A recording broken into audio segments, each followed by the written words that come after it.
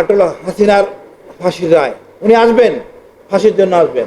ঠিক, ওনার সাথে যারা ছিলেন সবাই কেন হবে, নাহলে ভারতের সাথে কোনো সম্পর্ক উন্নয়ন হবে না। ঠিক, সীমান্তে লোক জড়ো করবেন, আমরা রুখতে দিব না, আমরা উল্টা লোক পাঠাবো। ঠিক, একটা জিনিস পরিষ্কার হওয়া উচিত, ভারত দেশে যেরকম দুষ্টামি করুক না কেন, আমরা আমাদের জায়গা থেকে প্রতিবাদ করব। দরকারে সীমান্তে আমরা যাব, আমরা এক জাতির দেশ, ভারত সেটা পারবে না কিছু করতে। আমাদের একটা কৃষক সীমান্তের যে মাছালা, কৃষক, সহযোগী সবাই সাহসী, ভারতের কিচ্ছু করার নাই। তা হাসিনাকে ফেরত দিতে হবে। আর হাদি ভাইয়ের সাথে অপরাধী দুইজন এখন আসে নাই। ঠিক, আপনি চুক্তি করছেন, চুক্তি কোথায়? হাদির সেই দুই রত্ন আমরা চাই, আমরা বিচার করব, তদন্ত করব। আপনার তদন্ত আমরা মানি না, আপনার তদন্ত করার ক্ষমতা দেওয়া হয় নাই। ঠিক, আমি এই অনুষ্ঠান থেকে বলতে যাচ্ছি, বিএনপিকে বলবো, ভয় পাবেন না ভারতকে, পুরো দেশ আপনার সাথে আছে। 24-এর আবু সাইদরা আমাদের শিখাইছে ভারত আমাদের একমাত্র শত্রু। ঠিক, ওই চেতনায় আমরা আছি এখনো।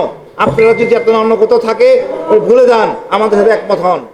আপনি সাধুবাদ জানাই, আমাদেরকে ব্যান করছেন, এখন 32কে খাল খনন কর্মসূচির মধ্যে অন্তর্ভুক্ত করেন, 32 রাখা যাবে না।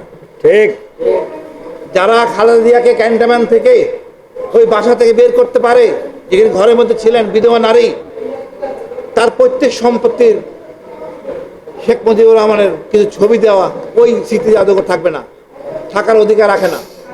নৈতিকভাবে আমরা বাধ্য হয়েছি এটা করতে, তার অতটা অনৈতিক। আপনি এখানে কথা উঠছে তোফায়েল, এটা গাদ্দার। ঠিক, তোফায়েলের মতো গাদ্দার লোক আর নাই। ব্যক্তি জীবনে খোঁজ করেন ভোলার লোকরা এখন দাঁড়ায় গেছে। 3টা নাম আমি শুনে আসলাম, তাদেরকে ওখানে জানাজা পড়তে দেয় নাই। এরা আমাদের স্বাধীনতার অগ্রসৈনিক। কেন স্বাধীনতা বললে কিছু বলতে পারবে না, সেটা অন্য সময় আলোচনা করব। আজকে আমরা পাকিস্তানের দিকে দৌড়াই, খুশি হই, এই প্লেন পাবো, সেই প্লেন পাবো। পাকিস্তান তো আমার ছিল। এই বাটপাড়া ভারতের পয়সা খেয়ে, ভারতের প্যান্ট শার্ট খুলে আমাদের ইজ্জত সব ডুবাইছে। ঠিক, পাকিস্তান আমরা সৃষ্টি করছিলাম বাঁচে থাকার জন্য।